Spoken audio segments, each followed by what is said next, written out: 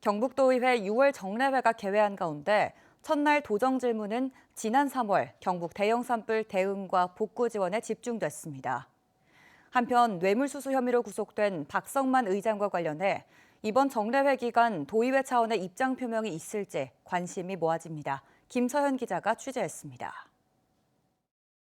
지난 3월 의성 지역에서 시작해 안동, 청송, 영양, 영덕까지 빠르게 확산하며 28명이 숨진 경북 산불. 특히 고령자 비율이 높은 지역인데도 지자체의 대피 문자가 뒤늦게 발송되거나 문자 내용이 불분명해 혼란을 주는 등 허술한 주민 대피 체계가 도마에 올랐습니다. 대피의 문자가 제대로 발송되지 않았어요.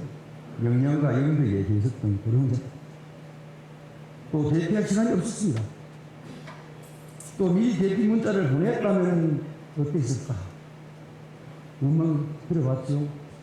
이런 산불은 또 하나의 인사사고로 볼 수 있습니다.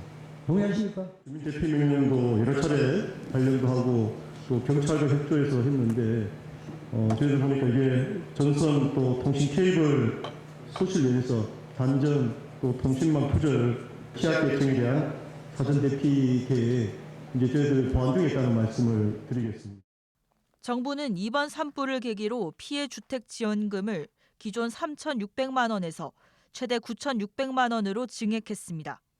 하지만 한순간에 전 재산을 잃은 주민들의 피해 회복에는 미치지 못한다는 지적이 잇따랐습니다. 34평의 주택을 신축했을 때의 비용을 계산해보니 약 2억 5,800만 원이 소요됩니다. 그런데 이번 초대형 산불 주택 복구비 지원 금액은 최대 9,600만 원으로 신축 비용의 절반도 채 안 됩니다. 주민들이 주택을 복구할 수 있도록 지원 금액의 현실화가 반드시 필요합니다.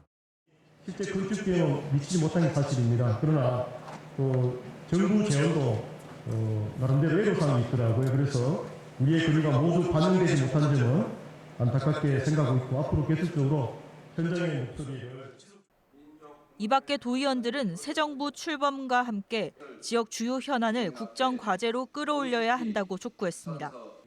이재명 대통령의 지난 2022년 대선 공약이었던 육군 사관학교 안동 이전을 적극적으로 추진해야 한다는 주문도 나왔습니다. 그동안 지지부진했던 대구 경북 신공항 의성 화물터미널 논의의 합의 내용과 향후 사업 추진 계획에 대해 경상북도가 투명하게 공개하라는 요구도 이어졌습니다. 경북도지사와 도의회 의장 모두 부재한 상태에서 열린 이번 6월 정례회.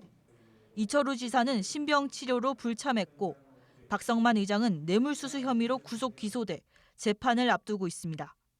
도민 여러분과 동료 의원 여러분께 송구스러운 말씀을 드려야 할 것 같습니다.